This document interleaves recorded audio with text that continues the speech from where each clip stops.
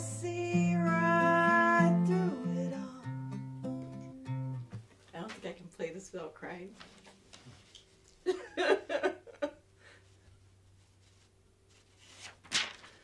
I don't think I can play it without crying. Oh my god.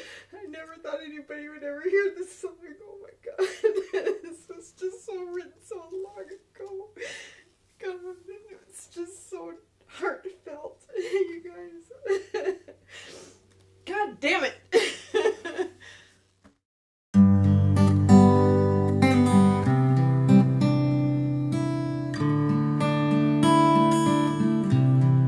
Tell us your name, who you are. Rosemore. 20 years ago, I probably came off the road. I hadn't picked up a paintbrush since I was 15. It has taken me too many years to accept our destiny as one. I've tried to fight, flee or take flight, but somehow you... Because I had taken an art class, and in studio arts, when you're in school, they give you have to take art as an elective. And I was told by my teacher that I would never be a painter, that I shouldn't even think about doing that. Well, I picked up a paintbrush after that in 2005, and I have made my living as a painter ever since. I've been painting my jewelry and painting paintings. You want to see my painting I just did? Sculptors, everybody, it's really quite amazing how many are here. All down this road. This is Artist Alley again, all the way down. You can walk this road and you can see some of the most amazing work from people all over the world. And I finally did. I got a gallery on Canyon Road. And this is what used to be farmlands, what used to be people's homes. Goats and pigs and chickens used to come through here. And this was why it's so small, is because it wasn't built for people. Our children will walk before us, singing in chorus. In time we will heal. That's the first painting I ever made. But I have been painting my jewelry for a very long time, 20-something years, and that's how I started out. I picked up a paintbrush and started painting, and that's truly just it. And I never stopped because it kept selling. Color for me is everything. Just being able to make the colors that I want. I make the colors from scratch, because with oil painting you have to create your colors before you can paint them. The problem with the song is that I don't remember the words. You run for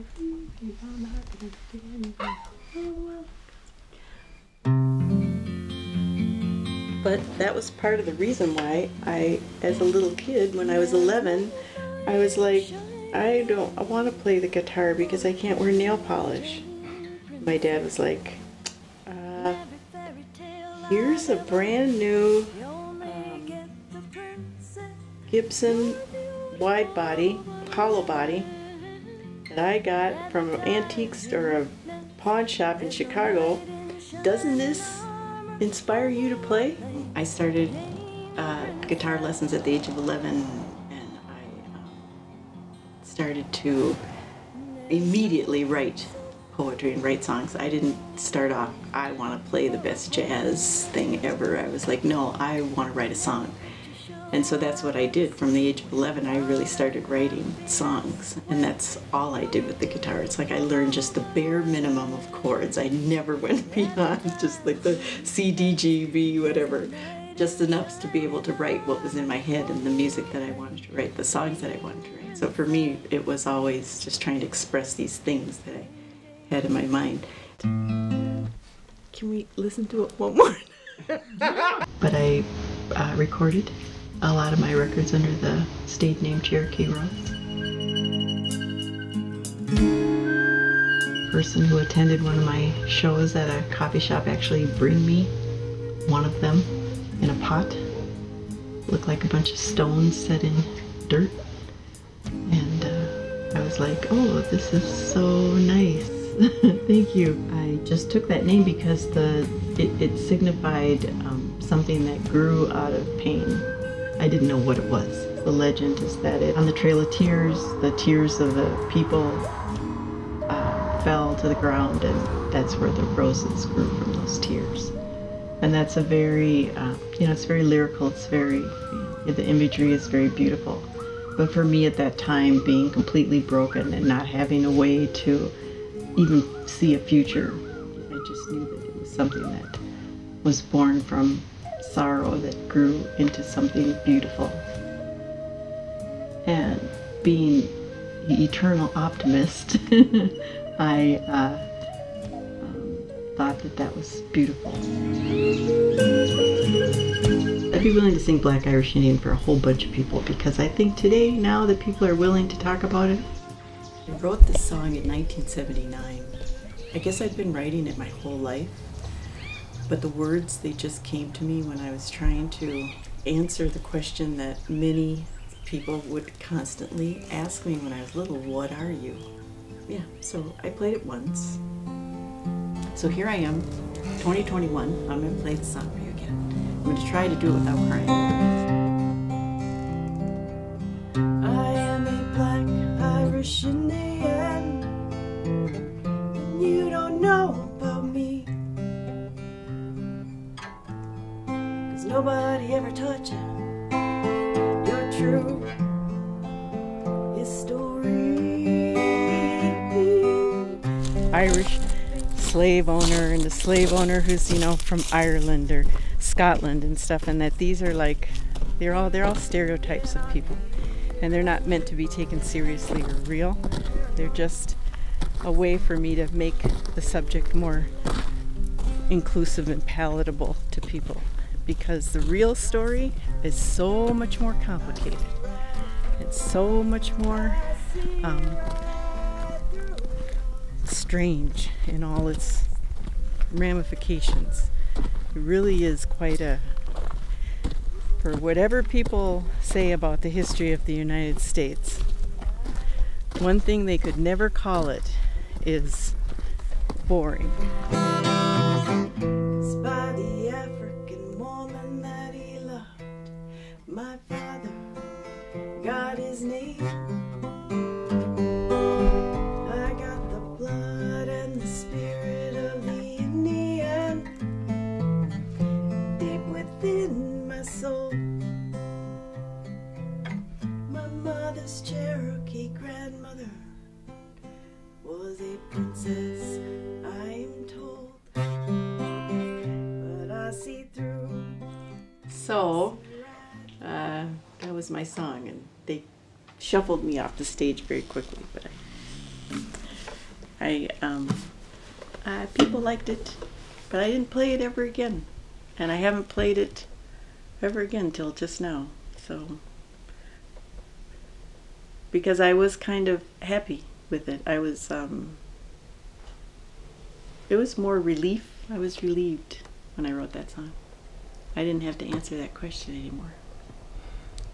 I knew for myself what I was. But my goodness, how things have changed.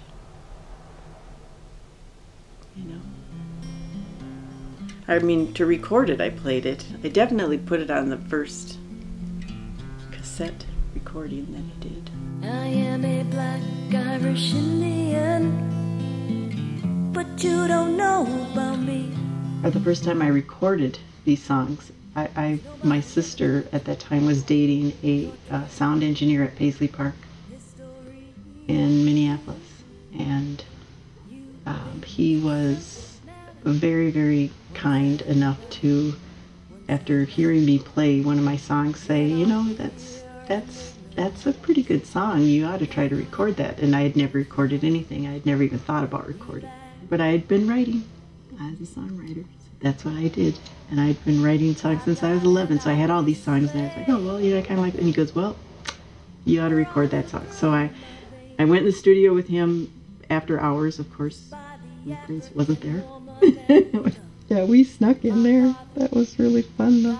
But see, I grew up in South Minneapolis, and so did Prince. So I knew Roger when he was much younger. So to me, it wasn't like, he wasn't Prince. You know what I mean? And that scene in Minneapolis was amazing. What I loved the most was that people were coming out to see live music. And you could, as a performer, it helped because at the time when I was very performance adverse, to be more comfortable and have my music be receptive, because I could just take my guitar and sit down and just play. And that was good. It was good for me as a songwriter because I wrote a bunch of songs. Some of them were okay. The majority of them, they were horrible. And playing them in front of other people, you learn really quickly which ones are not so good. Soul Asylum was really big at that time. And those guys they constantly were in the scouring and looking and listening to musicians coming up. First Avenue was definitely like that. It was a place, yes, it was a cavernous dance hall place with a big, huge stage and everything, but the people that came there and came through there, I played First Avenue. There were people that came through, and these are big name musicians or performers at that time, or recording artists, and they were just there to listen. This is such a serious song. I was so serious. I was so full of myself. Oh my God.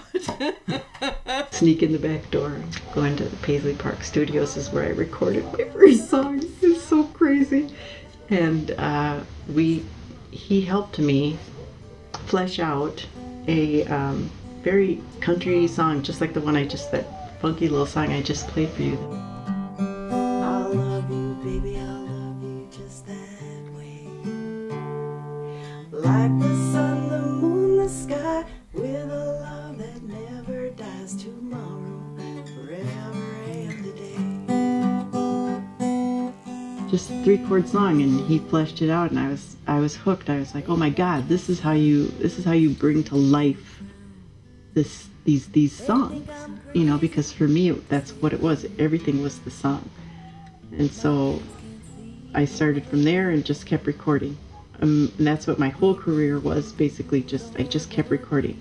I didn't know anything about music distribution. I didn't know anything about live performance. I had bands. I worked with other musicians. I tried to cobble people together.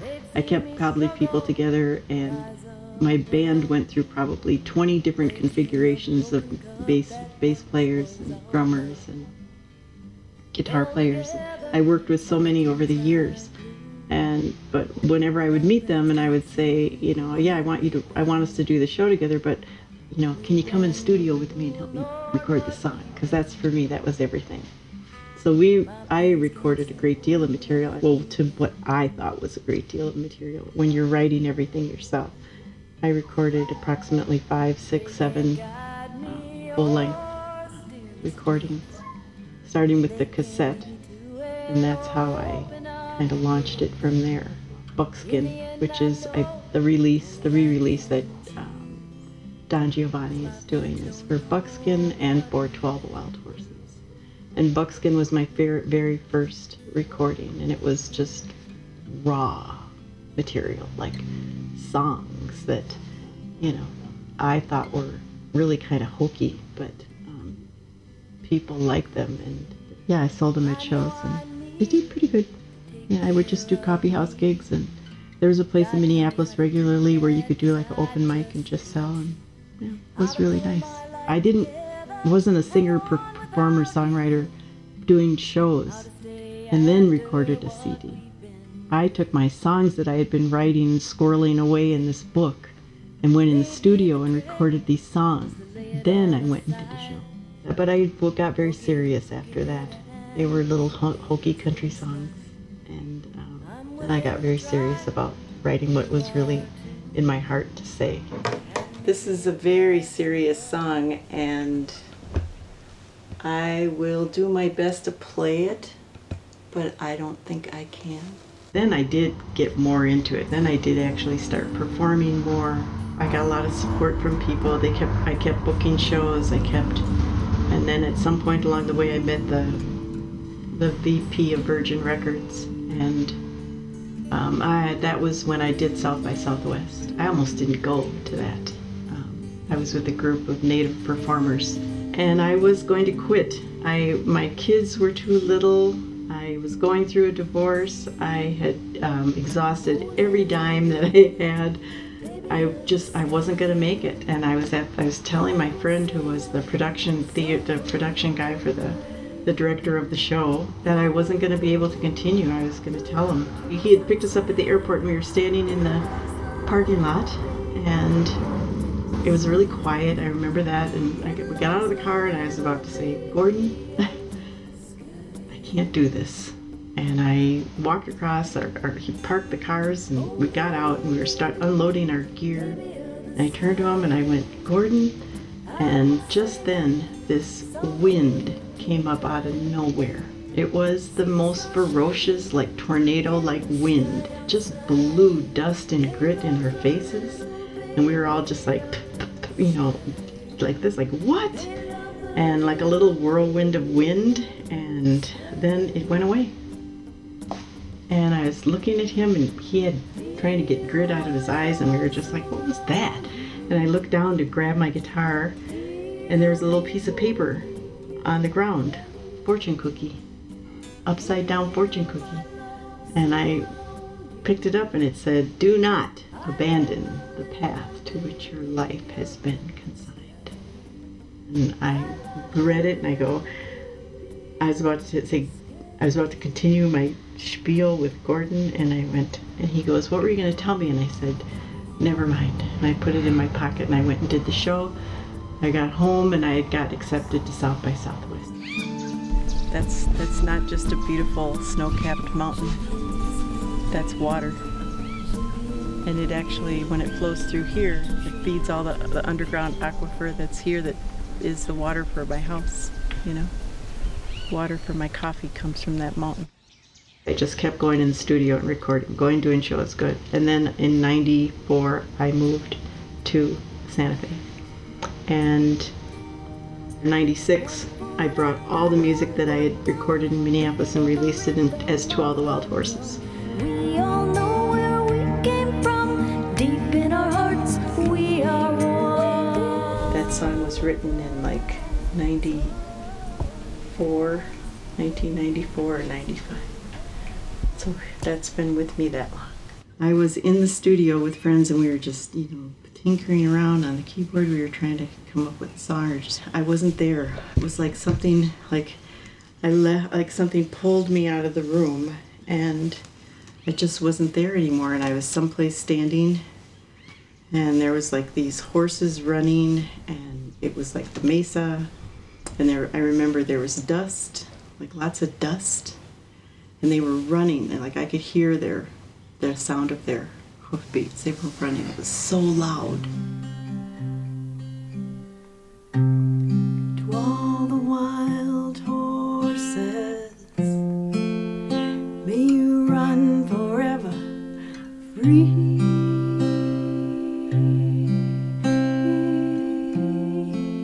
To All the Wild Horses was the first recording that I did here and finished in Santa Fe. I mastered it, I finished it, I got it out there. And that's where I got introduced to Singing Wire, and that was the one that everybody really liked. I did get in my car once and heard my song being played. And my kids were like, they looked at me and they were like, "Is that you?"